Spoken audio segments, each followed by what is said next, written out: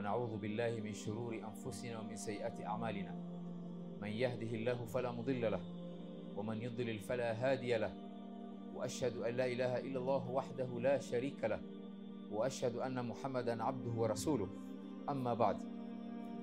Hii leo ni darsa ya pili tukizungumza kuhusu msamaha utakaokuwako siku ya Kiyama. Katika rehma za Mwenyezi Mungu na fadhila zake ni jambo hili kwamba Mwenyezi Mungu ametuwekea kuna nafasi ya msamaha. Nafasi ile haipatikani hivi hivi. Mwisho wa maudhui hii ya msamaha kuna mambo tutayafanya, tutakumbushana kuyafanya ndio tupate msamaha. Jambo moja muhimu tulitaja wiki iliyopita, tukasema kuwa msamaha siku ya Kiyama hautatokea mpaka kupatikane masharti matatu. Na tukasema kwamba sharti kwenye dini ni jambo linalofanywa kabla ya kile kitendo, tofauti na nguzo katika dini. Ile inaitwa rukn, ile nguzo inakuwa ni ndani mwa ibada. Kwa mfano swala, sharti ya swala mpaka wakati uingie, sio ndio ikaitwa shurutu salati. Sharti ya swala mpaka mtu aelekee qibla kabla hajasema Allahu akbar. Sharti katika swala mpaka mtu atawadhe kabla hajaswali. Sharti katika swala ni nguo ziwe safi kabla hajaswali, ndio zikaitwa shurutu salati. Lakini nguzo ni vitu tunavyofanya ndani mwa swala. Kwa mfano suratul Fatiha ikaitwa nguzo kwa sababu unaisoma ndani mwa swala. Sujud, rukuu, at-tahiyat, hizi niitwa ruknu salat ama arkanu salat. Na mambo ya msamaha siku ya Kiyama ni vile vile. Sharti ya msamaha ni vitu mambo matatu. Jambo la kwanza ni Mwenyezi Mungu akubali yule mwenye kuomba msamaha. Ridhallahi ani shafi', yule atakayekutoa msamaha mpaka kwanza Mwenyezi Mungu amridhie, akubali kwamba wewe utasaidia fulani ama wewe utatoa msamaha. Sharti ya pili msamaha siku ya Kiyama, ridhallahi anil mashfu'i lahu, Mwenyezi Mungu akubali mwenye kuombewa msamaha. Mwenye kuombewa sasa yeye ana makosa, ilikuwa huyu aende motoni wal billah, lakini sasa amepatikana mwenye kuomba, na huyu mwenye kuombewa pia naye yuko vipi? Anafaa ule msamaha ama hafai? Si tutawataja watu ambao kwamba hawatapewa msamaha. Na sharti ya nne, sharti ya tatu, idhnullahi bishafa'a, Mwenyezi Mungu atoe ruhusa sasa kutoa msamaha. Mwenyezi Mungu aweza amikubali, amimkubalia mwenye kuomba msamaha na mwenye kuombewa msamaha, lakini msamaha hautapita mpaka Mwenyezi Mungu yeye mwenyewe atoe ruhusa kwamba sasa unaweza ukaomba msamaha. Mwenyezi Mungu anasema wala tanfa'u shafa'a indahu illa liman adhina lahu, suratu 7 aya 23. Msamaha hautosaidia, hautofanyika jambo lolote mpaka Mwenyezi Mungu yeye mwenyewe atoe msamaha. Jambo la mwisho tulisema kutakuwa na msamaha batil, msamaha ambao kwamba haufai. Msamaha ambao haufai siku ya Kiyama ni wa wale ambao kwamba walikuwa wanafanya shirki hapa duniani, wakaamini kwamba yale masanamu yao yatatoa msamaha. Mwenyezi Mungu akasema wayabuduna min dunillahi ma la yadhurruhum wala yanfa'uhum wayaquluna haula'i shufa'auna 'inda Allah. Watasema kwamba hawa ndio watakao kutusamehe, kutuombea msamaha siku ya Kiyama. Mwenyezi Mungu msamaha huu akaukataa. Sisi tulifika hapo wiki iliyopita, tukaahidi kwamba leo tutasema nani ama msamaha utakuwa mikononi mwa nani, ama nani atapewa nafasi kuomba msamaha kwa wengine. Kuna sehemu 8, sababu kuna watu ambao kwamba watapewa msamaha na wengine watapewa msamaha ambao sio watu, na vitu vingine ambao pia vitapewa nafasi kuomba msamaha. Msamaha wa kwanza kabisa, watu watakao kupewa msamaha ni ar-Rasulu sallallahu alaihi wasallam. Mtume ndiye atakayekupewa nafasi ya kuombea watu, na tutataja kidogo leo msamaha wa mtume utakuwa wapi. Wengine ambao watapewa msamaha, almalaika, malaika pia watapewa nafasi kuwaombea watu msamaha siku ya Kiyama. Kundi la tatu, al-anbiya alayhimus salatu wassalam, mitume pia watapewa nafasi kuombea watu. Kundi la nne, almu'minuna salihun, watu waumini, watu wema. Hapa kuna masharti mawili, kuna sharti ya imani, kuna na sharti ya salah.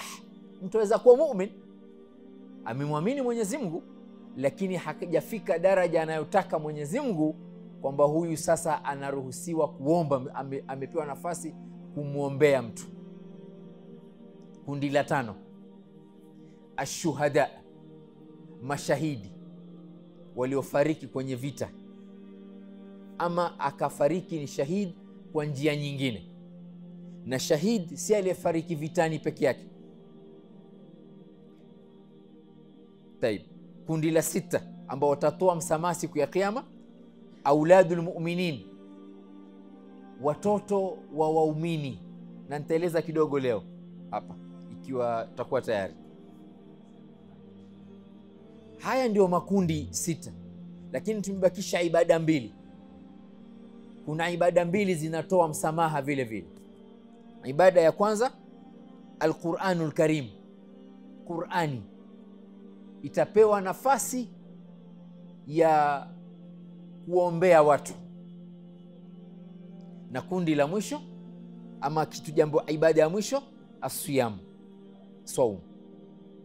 saum vile vile itapewa nafasi kutoa msamaha kwa wenye kufunga kweli. Kwa hivyo tumtaja Mtume alayhi salatu wasalam, malaika, mitume, watu wema, mashahidi, watoto wa waumini, Qur'ani na saum. Hayo ni mambo 8. Wacha tuanze msamaha wa kwanza. Taib. Hii chati mimi nimeitumia, wale wanaohudhuria hii darsa nimeitumia mara kadhaa hii chati kuonyesha safari yetu ilivyo, kuonyesha safari iko wapi. Wale wanaokumbuka, sisi tulianza duniani, tukasema tunaishi vipi hapa duniani, na mwisho tukataja mu'min anatakiwa aonekane vipi hapa duniani. Tukatoka duniani tukaenda kwenye al-maut, mtu kuondoka duniani, na tukataja husnul khatima, mtu itakuwaje. Alafu tukaingia kwenye al-qabr, kaburini. Tulipoingia kaburini tulikuwa na mazungumzo marefu kuhusu al-qabr na vipi mtu ataepukana na adhabu ya qabr. Tulipotoka kaburini tukaenda kwenye an-nafkhu fi sur, kupulizwa baragumu na malakus sur. Alafu tukaja kwenye al-ba'th, kufufuliwa, na tukaona mambo ya kufufuliwa. Kuna sehemu ya 6 tulitaja, nayo ni ahwalu yaumil qiyama, vituko vitakavyokuwako siku ya Kiyama, na tumeeleza mazungumzo marefu hapo, na mwisho tulieleza vipi mtu ataepukana na ahwalu yaumil qiyama. Tukataja mambo kadhaa. Sisi tuko hapa sasa ash-shafaa. Sisi ukiangalia hii chati inasema kwamba sisi hapa yote ni ardhul mahshar. Mambo haya yatafanyika kwenye ardhul mahshar. Ardhul mahshar ni ile sehemu ambayo kwamba tumeshakusanywa Sham, atakuja malakul maut atupeleke ardhul mahshar, na tumesema tutakuwa tukiona sirat. Hadithi Mtume Aisha anasema wa hum ala sirat. Sisi pale ardhi ya mahshar, msamaha utafanyika tukiwa tunaiona sirati, ndio hii, na tutafika kwenye sirati. Moja katika stage zetu ni asirat. Sirati iko mbali na sisi, tutaifikia sirati. Sisi tutakuwa na mazungumzo marefu kuhusu masala ya sirati, kuhusu ash-shafaa. Sisi tuko hapa sasa ash-shafaa. Tukitoka ash-shafaa ndio tutakwenda kwenye hisabu, tutafika polepole mpaka ima janna ama annar. Sisi leo tuko kwenye wenye kusamehe. Taib. Kwanza al-nabii, an-nabii sallallahu alayhi wasallam. Hao ndo ash-shufaa yawm al-qiyama, wale watakao kusamehe siku ya kiyama. Sisi tumetaja mitume, mtume alayhi salatu wasalam, na leo tutaeleza vizuri shafaa ya mtume itakuwa wapi na wapi na wapi. Alafu namba pili, al-malaikatul kiram, malaika. Hii ndio roadmap ya msamaha, utazunguka hapa. Jambo la tatu, al-anbiya alayhimus salam, mitume pia watatoa msamaha. Al-nne, al-mu'minuna an-najuna minan nar, wale al-mu'minuna as-salihun, wale waumini wema ambao kwamba wao hawatokwenda motoni, na wale ambao kwamba watakuwa hawana hisabu, wale ndio watapewa nafasi kuombea watu wengine. Watu watano, ashuhada, mashahidi, vile vile watatoa msamaha. Auladul muslimun, auladul muslimina alladhina yamutuna qabla albulugh, wale watoto wadogo ambao kwamba wamefariki kabla hawajabalighi. Ima mtoto amezaliwa mwezi wa kwanza pili akaaga dunia, ama mtoto amezaliwa baada ya mwaka mmoja akaaga dunia. Mtoto ambao kwamba amefika kabla albulugh, kabla hajakuwa baligh, yule atapewa fursa kuwaombea wazazi wake, kwa sababu wazazi wake waliumia sana. Yule mtoto kwamba amefariki akiwa mdogo, ama pengine baba na mama walingoja ujauzito miaka 5, miaka 6, miaka 7, miaka 10. Wakipata tu mtoto, baada ya siku 3 mtoto akafariki. Walisikia uchungu sana wale wazazi, baba na mama na familia. Kulipwa kwa subra yao, watalipwa kwenye ashafaa, kwenye msamaha. Wale watoto, yule mtoto yule atasimama mbele ya Mwenyezi Mungu Subhanahu wa Ta'ala awaombee wazazi wake, lakini itategemea yale masharti tuliyotaja wiki iliyopita. Je, huyu mzazi, baba na mama, anafaa, amequalify kupata msamaha? Haimaanishi kwamba mtoto akitoa msamaha ndo ushapita, lala. Tutaangalia na yule mwenye kuombewa msamaha. Mimi nakumbuka kule kwetu kulikuwa na mama na watoto wengi. Mmoja katika watoto wake alikuwa akiwapenda, akaaga dunia. Yule mama akawa anazungumza maneno sio mazuri. Kwa nini mtoto wake anayempenda ndo ameaga dunia? Baada ya kuzikwa, baada ya mwezi, yule mama akamuota mtoto wake kwenye ndoto. Akamuota mtoto wake kwa yule mama yuko kwenye mahali kwenye matope, anachukua ile matope akijipaka. Alafu yule mtoto akatoka kwenye mti ama mahali kwenye nyasi, akamwambia mama yake, akamwambia, mama, wewe yale maneno uliyozungumza yale, mimi nilipofariki ndio yananiadhibu mimi barzakh. Rudi kwa Mwenyezi Mungu, usubiri, ufanye tauba. Mama akakumbuka kweli alizungumza maneno sio mazuri, akafanya tauba, akasubiri. Baada ya muda yule mama akamuota tena mtoto wake, akimwambia, mama, mimi huku niko vizuri sana. Sisi tulisema kwamba alam, kuna ulimwengu aina 3. Kuna alamu dunia, na alamul barzakh, na alamul akhirah. Na kila moja katika hizi Mwenyezi Mungu ameweka hukumu zake. Hapa duniani hukumu zinashuka kwenye mwili, roho ikafuata. Ndio mtu akitoa sadaka yeye anasikia raha, akienda umra anasikia raha, kwa sababu zile hukumu mwili ndio inaofanya hapa duniani. Wal arwahu tab'un laha. Lakini kule akhira al-ahkamu tasri ala al-arwahi wal abdanu tab'un laha. Akhira kule hukumu zinashuka kwenye roho, mwili ukafuata. Ile adhabu inaadhibiwa roho, na naimi zinapata roho, lakini mwili ikafuata. Na akhira al-ahkamu tasri ala al-abdani wal arwahi ma'an. Zote mbili zitakuwa siku ya barzakh. Na mwisho al-Qur'anul Karim. Qur'ani ndio ambao kwamba vile vile itatoa msamaha. Hii mazungumzo ni yale, lakini imepangwa vizuri. Sasa hapa wanasema ash-shufa'aul maqbula shafa'atuhum yawm al-qiyamah. Msamaha ndio utakao kukubalika kwa siku ya kiyama. Mitume alayhi salatu wasalam, mitume wengine, malaika, watu wema katika. Hapa anasema shafa'atu shuhada fi ahlihim, yule shahidi vile vile msamaha wake utakubalika kwa watu wake, kwa sababu watu wake yule shahidi alipofariki waliumia, wamikosa mtu wao muhimu. Sasa watalipwa watu wao kwa subra, kwa msamaha siku ya Kiyama. Alafu shafaatul abna fi abaihim, kwa wazazi wao, na shafaatul mu'minina ba'dihim li ba'd, waumini vile vile watawaombea waumini wenzao, watawaombea marafiki zao, watawaombea watu ambao kwamba walikuwa nao hapa duniani, walipoingia kule peponi, ama kabla hawajaingia watakuwa wanawaona, watakuwa hawawaoni, watauliza fulani yuko wapi, fulani yuko wapi. Kuna mtu alikuwa rafiki yake lakini alikuwa na makosa anafanya, ilikuwa aende motoni. Yule atapewa fursa amuombee rafiki yake, lakini ataangalia yule rafiki anafaa kupata msamaha ama hafai kupewa ule msamaha. Alafu mwisho shafaatu siyam wal Qur'an al-Karim. Taib, tafadhali ya mwisho. Taib, ya mwisho hii nitaifanyia translation baadaye, lakini hii kila moja ameleta dalili, ametoa aya na hadithi. Tukisema kwamba mtume atasamehe, kuna hadithi yake.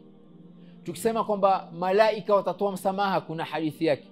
Tukisema kwamba mitume watatoa msamaha, kuna hadithi yake. Saumu kuna hadithi yake. Waumini kuna hadithi sahihi. Kwa hivyo sisi tukizungumza kwamba kuna msamaha siku ya Kiyama, ni kwamba tumitegemea aya, tumitegemea hadithi. Taib, wacha tueleze msamaha wa mtume leo utakuwaje. Inafikiri tumemaliza Hisham. Msamaha wa mtume ndio msamaha wa kwanza, na ndio msamaha mkubwa ambao kwenye ilmu hii unaitwa ash-shafa'atul udhma, msamaha mkubwa kuliko misamaha yote. Msamaha huu Mwenyezi Mungu ameutaja kwenye Qur'ani, suratul Isra aya 79. Mwenyezi Mungu aliposema asa an yab'athaka rabbuka maqaman mahmuda, wewe Mwenyezi Mungu atakupatia maqam mahmud, cheo cha juu. Msamaha huu utatokea baada viumbe wamewaendea Adam alayhi salam, Nuh alayhi salam, Ibrahim, Musa na Isa, mitume watano. Hadithi inayoeleza masala haya ni hadithi ndefu sana. Mimi ukiangalia kitabu changu, hadithi yote hii ndio iliyoeleza msamaha huu, lakini mimi nikitafsiri neno kwa neno sitoimaliza hii hadithi, lakini mimi nitafanya tu ufupisho wa hadithi hii. Mtume, hadithi ilipokewa na Imam Bukhari na Muslim, kwa hivyo ni hadithi sahihi, na Ibn Khuzaima kumpokea Abu Hurairah radhiallahu anhu. Mtume anasema kwamba ana sayyidun nasi yawm al-qiyam. Mtume asema mimi ndio nitakaye kuwa mtu bora siku ya Kiyama. Sayyidi ni mtu bora. Mtume akauliza maswahaba, wa hal tadruna bima dhalik, mwajua kwa nini mimi nipate cheo hiko kikubwa siku ya Kiyama? Maswahaba wakasema Allahu wa rasuluhu a'lam, Mwenyezi Mungu ndio mtume wake ndio anajua. Kawaida maswahaba hata kama jambo wanalijua, mtume akiwauliza wao wanasema Allahu wa rasuluhu a'lam, pengine kuna jawabu nyingine. Kwa mfano al-Islam, mtume akiuliza maswahaba ayul islami afdal, uislamu gani ni bora? Uislamu bora ni kuswali. Sisi tunajua nguzo za Uislamu, lakini maswahaba kwenye hadithi hii walisema Allahu wa rasuluhu a'lam, Mwenyezi Mungu na mtume wake ndio wanajua, kwa sababu kulikuwa na jawabu nyingine. Na ukifua hadithi hiyo utakuta kuna jawabu nyingine. Ayul islami afdal, maswahaba walisema Allahu wa rasuluhu a'lam. Hapa vile vile wakasema Allahu wa rasuluhu a'lam.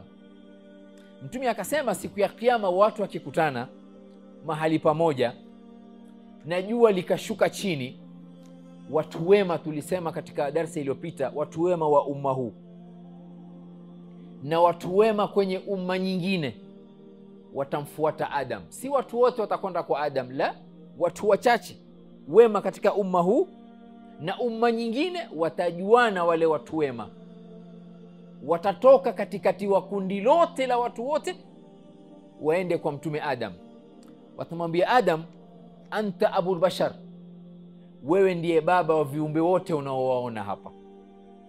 Alafu Mwenyezi Mungu amekuumba na mkono wake, khalaqaka Allahu biyadihi, Mwenyezi Mungu amekuumba na mkono wake. Wanafakha fihi min ruhihi, na wewe ulipata roho kwa amri ya Mwenyezi Mungu Subhanahu wa Ta'ala. Na Adam alipoumbwa udongo, roho haikuja amri ya moja kwa moja. Adam alayhis salam alikaa kule mbinguni 40 sana, miaka 40 hana roho. Kisha ndo ikaja amri ya kwamba sasa Mwenyezi Mungu ikatumwa roho kwa mtume Adam. Adam akasimama ni roho. Wakamwambia na malaika wamekusujudia wewe huoni tatizo tulionalo, tupeleke kwa Mwenyezi Mungu. Adam atajibu akasema, inna rabbi ghadhiba al-yawma ghadaban lam yaghdhab qablahu mithlahu walan yaghdhaba ba'dahu mithlahu.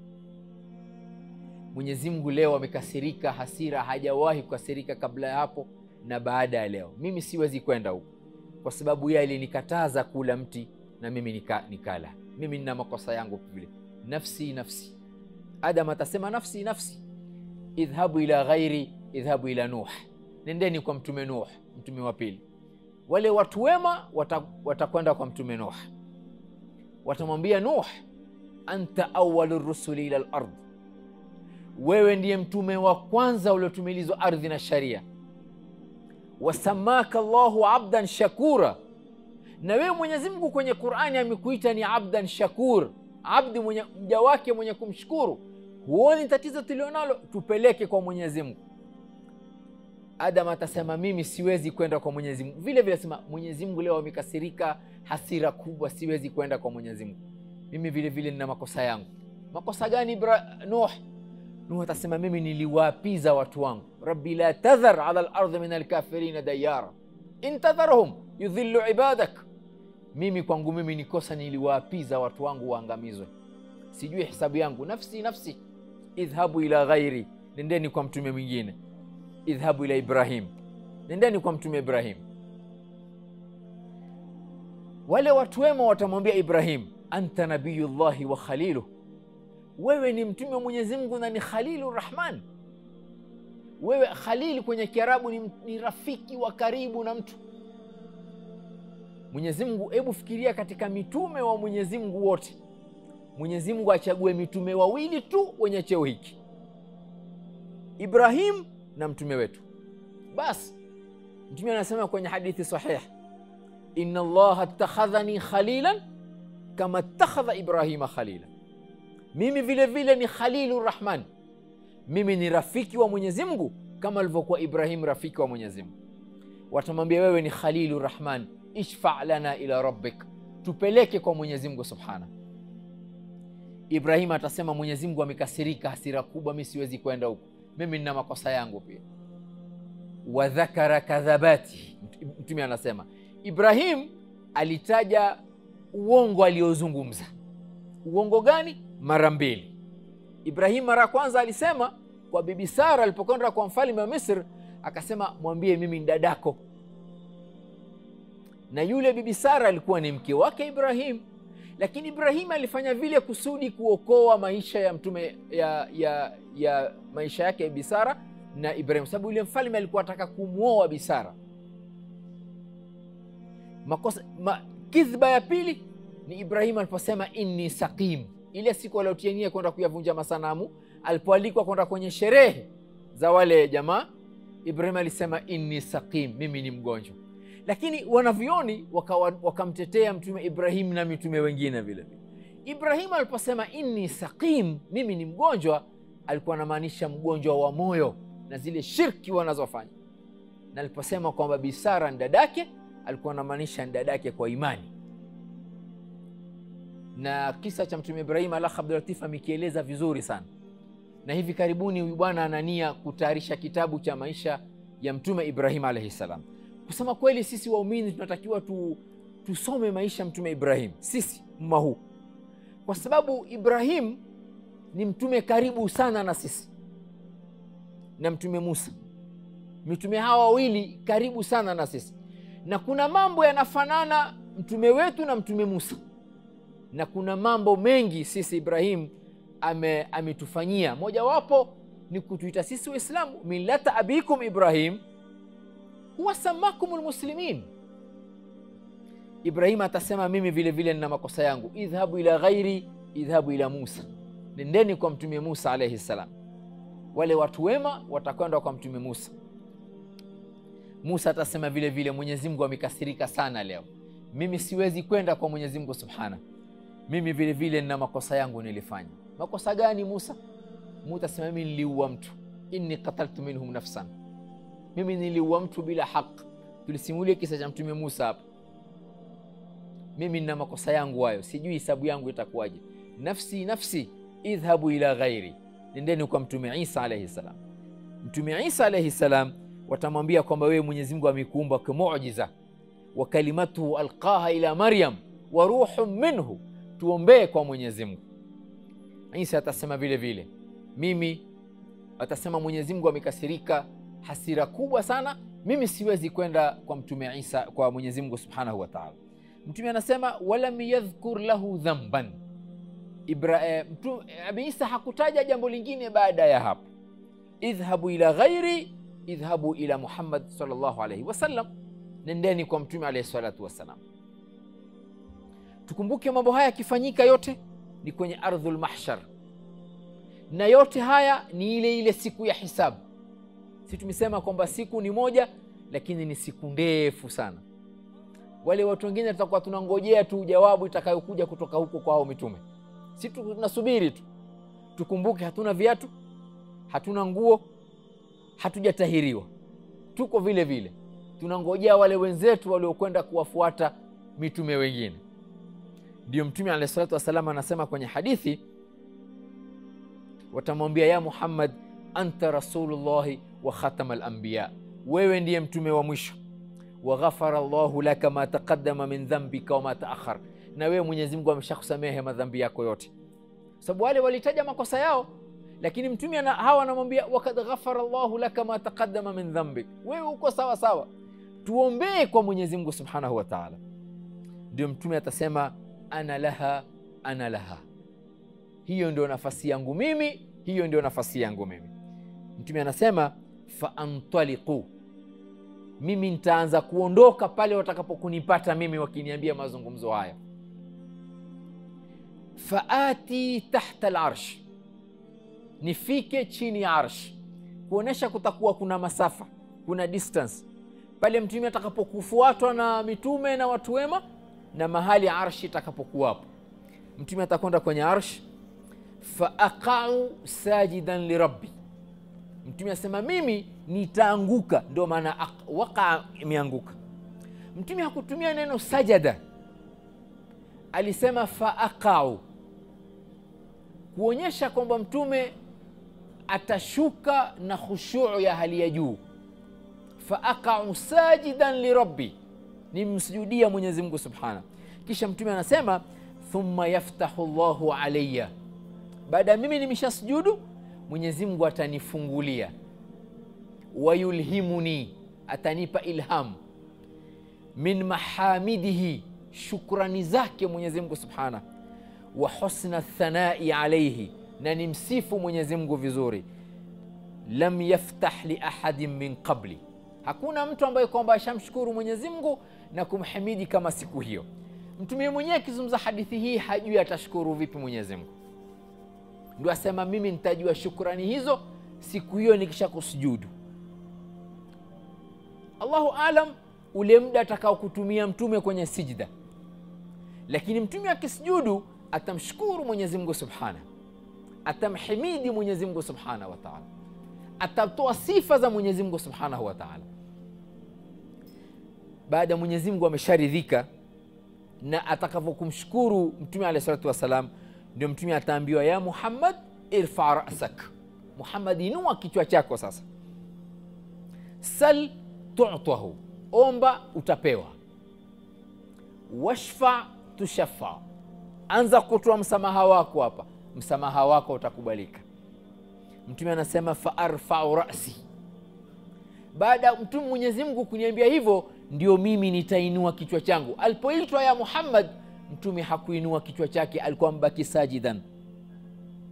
Alipoambiwa ya Muhammad irfa ra'sak sal tu'tahu, inua kichwa chako, mtume alikuwa amesujudu. Alipoambiwa omba utapewa, toa msamaha wako utapewa, ndio mtume asema fa arfa'u ra'si mimi ndo nitainua kichwa changu. Fa aqul, kitu cha kwanza mtume msamaha wake anasema ya rabbi ummati, ya rabbi ummati, umma wangu kwanza ya rabbi waangalie kwa jicho la huruma. Wewe fikiria mtume alayhi salatu wasalam ana jamaa zake, ana babake, ana watoto wake, ana marafiki zake, ana maswahaba wake, lakini mtume anatufikiria sisi kwanza.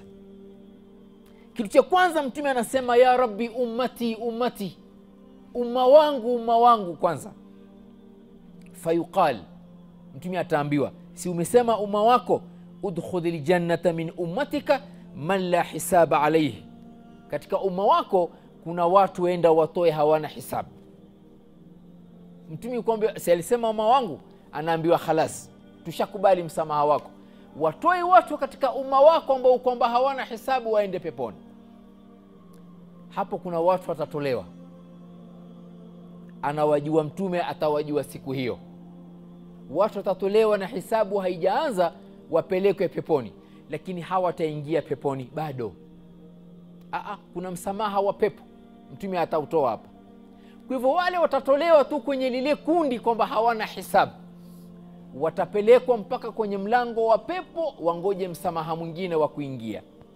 Hawana tu hisabu yao iko clean, ni watu wa peponi, lakini hawawezi kuingia mpaka ruhusa ya pepo itolewe. Mtume anasema kwamba ataambiwa kwamba waingize katika milango ya janna. Mtume anasema na mlango mmoja, ameusifu tu mlango wa pepo.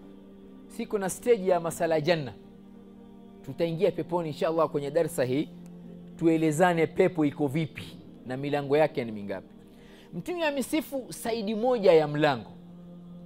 Unaona Shuaib amekaa hapo, wale watu wawili wamekaa, mlango ushamalizika. Ama tuweke mtu watatu pale, Salman akikaa, itakueleza saidi moja ya mlango shama. Hiyo ndio distance ya ule mlango. Lakini mlango wa peponi, hii saidi moja ya mlango mtume ameusifu. Anasema walladhi nafsu Muhammadin biyadihi, mimi naapa kwa Mwenyezi Mungu subhana, inma baina almisra'aini, upande mmoja wa mlango, min maswari'i aljanna ma baina Makkah wa Hajar, ni sawa sawa distance kutoka Makkah mpaka Hajar. Hajar ni mji, yani ile saidi moja ni sawa sawa na kutoka hapa mpaka mbali. Au kama baina Makkah wa Busra, ama kutoka Makkah mpaka Iraq, saidi moja ya mlango wa pepo. Na milango ni 8, ni mikubwa kiasi gani na Allahu aalam, kutoka mlango mpaka mlango. Na kwenye umma huu kuna mtu ataitwa kwenye milango yote 8. Huu umma huu umitoa mtu ataitwa kwenye milango yote 8. Abu Bakr Siddiq radhiallahu anhu. Mimi nasema na nasema tena, baada ya mitume, mimi kwangu wallahi Abu Bakr ndio nampenda zaidi, wala siogopi kulisema hivyo, kwa sababu maisha ya Abu Bakr wallahi ni maisha ya ajabu. Kiangalia, huwezi kuamini kiumbe anaweza kufanya amali hizi. Mfano tu, Saidina Abu Bakr kulikuwa na mama ni kipofu. Kila siku Abu Bakr anaenda kumpatia yule mama tende. Siku Abu Bakr alipoaga dunia, Umar akasema hiyo kazi mimi ninachukua mimi. Umar akasema hiyo kazi ya yule mama kumpatia tende ni yangu mimi. Umar akachukua tende kumpelekea yule mama. Yule mama alipopewa ile tende, alimuuliza sa Umar, yule anayenipa tende ashafariki? Umar akashangaa. Mama asema, na umejua? Asema yeye ananipa tende, ameshanitolea mbegu, wewe unanipa tende na mbegu zake. Mama anamwambia Saidina Umar, anamwambia yule anayenipa tende kila asubuhi hunitolea mbegu, wewe wanipa tende na mbegu zake, ndio nauliza amefariki yule bwana? Anamwambia yule bwana alifariki jana. Hilo jambo moja tu, na mangapi kama hayo Abu Bakar ameyafanya. Ndio mtume anasema Abu Bakar mambo aliyofanya kwenye huu Uislamu ataitwa kwenye milango yote kwa sababu ya kazi yake. Wale Waislamu wengi waliokuja maswahaba wakija kwenye dini walimpata Abu Bakar yuko. Umar alimpata Abu Bakar yuko huku tayari. Saad alimpata Abubakari yuko, Uthman alimpata Abubakari yuko, Abu Ubaida alimpata Abubakari yuko. Hawa ni 10 mubashiruna bil janna, yani maana kwamba amali zao fi mizani Abu Bakr as-Siddiq, na hawa ni watu wameishi mubashiruna bil janna. Hisabu ya mtu huyu itakuwaje? Ndio Mtume anasema Abu Bakar ataitwa kwenye milango yote ya pepo. Hapo ndo sasa, huo ndo msamaha wa kwanza ambao Mtume akisha kusujudu ndio sasa Mwenyezi Mungu afanye hisabu. Huu ni msamaha mkubwa ambao kwamba watu wote watapata. Mtume alayhi salatu wasalam siku ya kiyama na msamaha aina 8 atatoa. Msamaha wa kwanza ni utuliotaja, ash-shafaatul udhma, ndio sasa Mwenyezi Mungu aje atufanyie hisabu. Msamaha wa pili ambao Mtume atatoa siku ya kiyama, ikhtisasuhu bistiftahi babil janna, ataomba msamaha afungue mlango wa pepo. Hadithi ilipokewa na Imam Muslim, Mtume anasema ana awwalun nasi yushfa'u fil janna, mimi ndiye mtu wa kwanza nitaruhusiwa kuingia peponi. Wa ana aktharul anbiya'i tab'an, na mimi ndio nitakuwa na watu wengi watakao kunifuata. Alafu Mtume akasema hadithi nyingine vile vile Imam Muslim, Mtume anasema ati babal jannati yawm alqiyama, mimi nitafika kwenye mlango wa pepo siku ya kiyama, fa astaftih, niombe ruhusa kufunguliwa. Riwaya nyingine Mtume anasema fa astashfa', niombe msamaha. Hili neno sin kwenye Kiarabu inaitwa litalab, ya kutaka. Ndio kasikia istighfar, ile sin yani unaomba maghfira. Istijwab, unataka jawabu, ile is ni ya talab, ya kutaka. Isti'lam, unataka kujua. Hapa vile vile istishfa', Mtume anaomba ruhusa. Fayaqulu al-khazin, yule malaika ambao atakuwa upande wa pili wa janna, atauliza man anta, wewe ni nani? Mtume anasema fa aqulu Muhammad, ni mimi Muhammad. Fayaqulu, yule malaika atamjibu Mtume akimwambia bika umirtu, mimi nimeshapata amri kukufungulia wewe tu hii janna. La aftahu li ahadin qablak, nisimfungulie mtu mwingine kabla yako wewe. Wewe ndiye mtu wa kwanza utakao kuingia peponi. Wale watu ambao kwamba sasa walitolewa, Mtume alipoomba msamaha wa kwanza, wakawa pale nje kwenye janna na Mtume ashaingia, sasa wale ndio watakuwa wanaweza wataingia peponi. Msamaha wa tatu wa Mtume siku ya kiyama, ash-shafaa fi raf'i darajati aqwamin min ahli al-janna. Mtume ataomba msamaha vile vile kwa watu ambao watakuwa peponi, lakini wapandishwe daraja, kwa sababu pepo daraja zake ni za kuenda juu, lakini moto daraja zake ni za kuenda chini. Ndio innal munafiqina fi darki al-asfali minan nar, kwa sababu moto ni kwenda chini, inaitwa darakat, na zile za juu zinaitwa darajat. Tofauti ni kaf na jim. Sasa janna, mtu aweza kuomba pepo yake ni ya kwanza, ni hapa chini, lakini alifanya amali mzuri ama alifanya jambo fulani, Mtume akamuombea huyu, akapandishwa daraja. Na hapa kuna hadithi, Mtume hapa duniani alimuombea sahaba apate hii daraja, anaitwa Abu Amir. Mtume alisema, hadithi ilipokewa na Bukhari na Muslim, Allahumma ja'alhu yawm al-qiyama fawqa kathirin min khalqik au min an-nas, siku ya kiyama Abu Amir apate daraja kubwa kushinda watu wengi. Wali, hadithi hii ilipokewa na Abu Musa al-Ash'ari. Abu Musa aliposikia hadithi hii akamwambia Rasulullah, na mimi basi wali ya Rasulullah, niombe na mimi pia nipate nafasi hii. Mtume akakubali, akasema Allahumma ighfir li Abdullah ibn Qais. Ndio jina lake Abu Musa al-Ash'ari, jina lake ni Abdullah ibn Qais. Pia huyu Abdullah ibn Qais muongezee daraja, huyo ni mtu wa pili akapata daraja ya juu. Wadkhilhu yawm al-qiyamati mudkhalan karima, na siku ya kiyama umpatie sehemu kubwa. Msamaha wa 4 wa Mtume atakao kutoa siku ya kiyama, ash-shafaa fi ba'd al-kuffari min ahli an-nar hatta yukhaffaf anhum. Msamaha huu ni wa mtu mmoja peke yake atapata. Yeye yuko motoni, wala hatatolewa motoni, lakini itakuwa moto wake ni wa chini kidogo, sio ule moto ilikuwa apate kabla hajapata shafaa ya mtume, na huyu ni Abu Talib, ammi yake mtume alayhi salatu wasallam, atapata fursa hii. Hadithi ilipokewa na Bukhari na Muslim inaonyesha kwamba yeye atatolewa kule chini, kule kwenye fi darki al-asfali minan nar, sababu alikufa mushrik, aletwe huku juu kwenye moto huku juu. Inaitwa, mtume asema dhahdhahin minan nar. Dhahdhah ni kama lile joto la moto, ama kule kwenye miale ya moto, ama ndimi za moto. Yeye alikuwa awe chini huku, lakini akaletwa huku juu. Siku moja ammi yake Abbas radhiallahu anhu alimuuliza mtume, ya Rasulullah, hal nafa'ta Aba Talib bishay? Wewe ya Rasulullah, Abu Talib huyu amepata kitu kutoka kwako cha manfaa? Fa innahu kana yahutuk, huyu Abu Talib alikuwa amekuzunguka, amekuhifadhi Abu Talib. Wa yaghdhabu laka, na amekasirika kwa sababu yako, hakusilimu tu, lakini amesimama na wewe kwa mambo mengi. Je, amepata jambo lolote la manufaa kutoka kwako? Mtume akasema, naam, mimi nilimfikiria Abu Talib ammi yangu, huwa fi dhahdhahin min nar, yeye atakuwa juu pale kwenye moto. Walaula ana, na lau si mimi, lakana fi darki al-asfali minan nar, lau si msamaha wangu ingekuwa kule chini.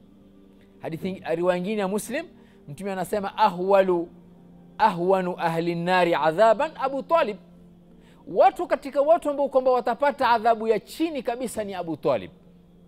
Wa huwa mutana'ilun bina'alain, Abu Talib siku hizo, siku ya kiyama, akiingia motoni atavaa viatu, vile viatu ledha yake ni makaa ya moto. Mutana'il bina'alain, na'ali ni kiatu kwenye lugha ya Kiarabu, yani ile material ya kiatu.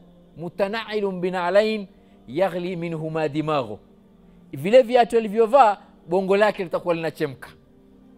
Na wewe unasema ahwanu ahli nari adhaban, tutafika kwenye moto. Na mimi nilisema tukifika kwenye stage ya moto, mimi nitaanza na moto alafu ndio pepo. Ilikuwa tuanze na pepo, lakini tukifika huko tutaanza na moto ili tumalize na pepo. Msamaha wa 5, ash-shafa'atu fi ahli al-kaba'ir. Mtume atatoa msamaha siku ya kiyama kwa watu ambao kwamba wana madhambi makubwa, yale madhambi makubwa 7 al-mubiqat. Hapa mtume atapewa nafasi katika umma wake, wale ambao kwamba walikuwa waende motoni hawataenda motoni, wale watapelekwa peponi. Kwenye msamaha huu mtume atashirikiana na malaika na mitume na waumini, wale tuliwataja, yale makundi tuliwataja. Msamaha huu wa ahlul kabair watashirikiana na mitume. Kuna mitume vile vile watawaombea watu ambao kwamba wana kabair, vile vile na malaika na watu wema. Taib. Msamaha wa 6, watu ambao kwamba mtume atawaombea siku ya kiyama, ash-shafa'atu fi aqwamin yadkhuluna al-jannata bighairi hisab, kwenye watu ambao kwamba wataingia peponi hawana hisabu. Hapa hadithi mimi itaja mara kadhaa kwamba ni makundi ni kundi lina sifa 4. Hawa wakifufuka tu, wenye sifa hizi 4 nitazitaja leo. Sasa mimi, wenye sifa hizi 4 wakifufuka tu, malaika washakuja kuwachukua, watakwenda nao kwenye ardhi ya hisab. Lakini hawa wakifika kwenye ardhi ya hisab, katika lile kundi la kwanza ambao kwamba mtume ataambia watoi watu hawana hisabu, ni katika kundi hili wenye sifa hizi 4 na watu wengine. Hadithi ilipokewa na Imran ibn Husayn, mtume anasema yadkhulul jannata min ummati 70,000 bighairi hisab, kwenye umma wangu kuna watu 70,000 wataingia janna bila hisab. Hadithi ilipokewa na Imam Muslim. Qalu wa man hum ya Rasulullah, ni nani hao ambao kwamba wataingia janna bila hisab? Mtume akasema humul ladhina la yaktaun. Sifa ya kwanza ni kundi ambalo kwamba wao kwenye kujitibu hawatumii moto. Zamani ilikuwa jeraha ikiwa haiponi, kunachukuliwa upanga ama kisu ama kitu kingine, kinawekwa motoni mpaka kinakuwa chekundu, alafu mtu anawekwa pale kwenye jeraha ipone. Sasa kundi hili la yaktaun, hawatumii utaratibu huo. Kwa nini wasitumie utaratibu huo? Sababu mtume yeye mwenyewe alisema, mimi sipendi kutumia kayyatum binar, sipendi kujitibu na moto. Hawa walimfuata mtume hata kama walikuwa wanaumia, hata kama ile moto ndio ilikuwa sababu ya kupona kile kidonda haraka, walisubiri kidonda kipone polepole. Ile subra yao ya duniani, walivumilia duniani, ndio wataingia janna bila hisabu. Sifa ya pili, wala yastarqun, wao hawaombi ruqya kwa mtu mwingine, wanajifanyia wenyewe ruqya. Na hii ndio more effective ikiwa hatujui. Mtu kujifanyia mwenyewe ruqya. Wala yastarqun, tumesema sin litalab ya kuomba ruqya. Sisemi ni makosa, la, lakini bora ni mtu mwenyewe ajifanyie ruqya. Mimi sahau kuleta kijitabu kidogo cha ruqya, nilikipata haram, na wale wanaokwenda haram wanaweza wakakipata kijitabu kidogo tu, lakini kina ruqya muhimu mtu anaweza kujifanyia. Nitakileta wiki inayofuata inshallah taala, ili wale ambao kwamba watakwenda Maka, umra ama haji, wakitafuta kitabu kile wakinunue. Na ni ruqya ya sharia, ni ruqya ya isawasawa sahih. Mtu anaweza kujifanyia ruqya mwenyewe ikiwa anaweza kusoma Kiarabu. Sifa ya tatu, wala yatatayarun, watu hawa vile vile wakiona ndege mweusi asubuhi, hawawi na fikra kwamba siku yao imechachafuka. Kuna mtu akitoka asubuhi akiona ndege mweusi, akiona paka mweusi, wanaamini na siku yake itakuwa nyeusi. Huwashamini mambo yake leo yatakuwa mabaya. Wala yatatayarun, kwa sababu huyu alikosa kumtegemea Mwenyezi Mungu.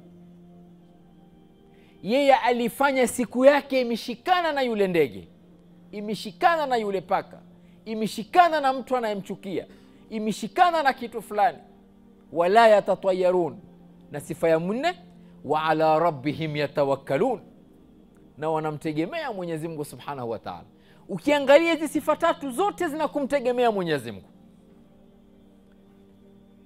La yaktaun, wala yastarqun, wala yatatayarun. Lakini kwa nini hapa Mwenyezi Mungu mtume aweke sifa ya nne, wa ala rabbihim yatawakkalun? Kwa sababu daraja ya tawakkul, kumtegemea Mwenyezi Mungu, si kila mtu anafika. Hata wenye imani wanaanguka mara nyingine.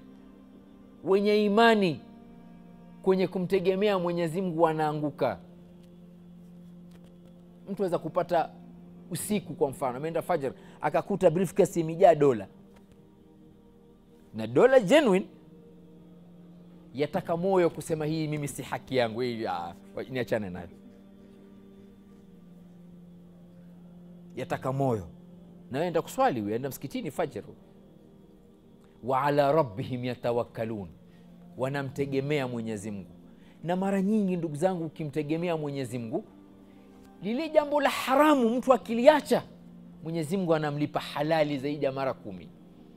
Mtu akaacha haramu, engekula pesa riba, akaacha ile riba, akafanya biashara kweli ya halali, Mwenyezi Mungu anambariki kwenye ile halali yake.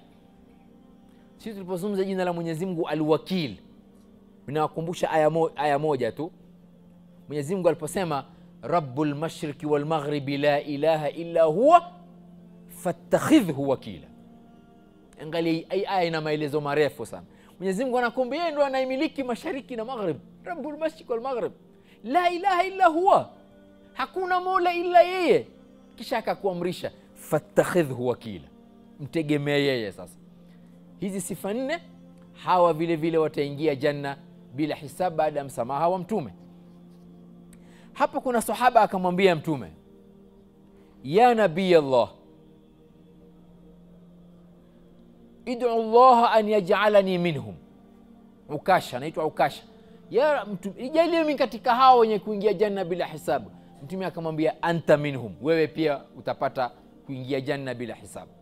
Pale kuna sahaba mwingine akasikia kwamba ashapata tiketi ya kuingia, akamwambia, na mimi pia nataka hii nafasi. Mtume akamwambia la sabakaka biha Ukasha. Hii nafasi ilikuwa moja tu, Ukasha ashachukua khalas. Wanavyoni walipotafsiri hadithi hii walisema huyu mtu wa pili aliyeomba ile nafasi ni kwa sababu yeye hajafika daraja ya imani ya Ukasha, na Mtume hakumwambia lao, ingemwambia ingemvunja moyo. Sababu ya pili Mtume alimwambia sabakaka biha Ukasha ni kwa sababu Mtume alipata wahi kwamba huyu Ukasha ni mtu wa peponi bila hisabu. Kwa hivyo huyu wa pili aliyekuja kusema mimi pia nataka ya Rasulullah, alipoona tiketi zinatolewa hapa hapa duniani, yeye pia anataka, akasema Mtume bila sabakaka biha Ukasha, hii ni ya Ukasha ashachukua.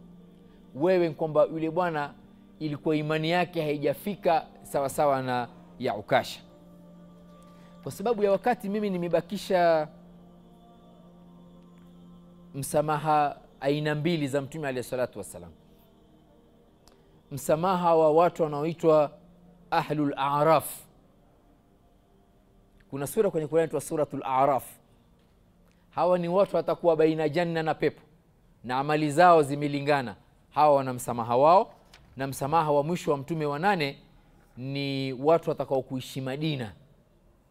Hii al-Madina tunakwenda kufanya ziara, kuna sifa kadhaa pale za watu wa Madina, lao watakuwa nazo basi watapata msamaha wa Mtume alayhi salatu wasalam. Mimi sitaki kuongeza muda wa darasa kama kawaida, si tutasimama hapa leo, lakini wiki inayofuata insha Allah taala tutataja msamaha wa 7 na wa 8 wa Mtume, alafu ndio tuingie kwenye msamaha wa malaika. Msamaha wa malaika utakuwa namna gani? ربنا تقبل منا إنك أنت السميع العليم وتب علينا إنك أنت التواب الرحيم. ربنا لا تزغ قلوبنا بعد إذ هديتنا وهب لنا من لدنك رحمة إنك أنت الوهاب. اللهم حسبنا حسابا يسيرا، اللهم حسبنا حسابا يسيرا، اللهم حسبنا حسابا يسيرا. سبحانك اللهم وبحمدك أشهد أن لا إله إلا أنت أستغفرك وأتوب إليك.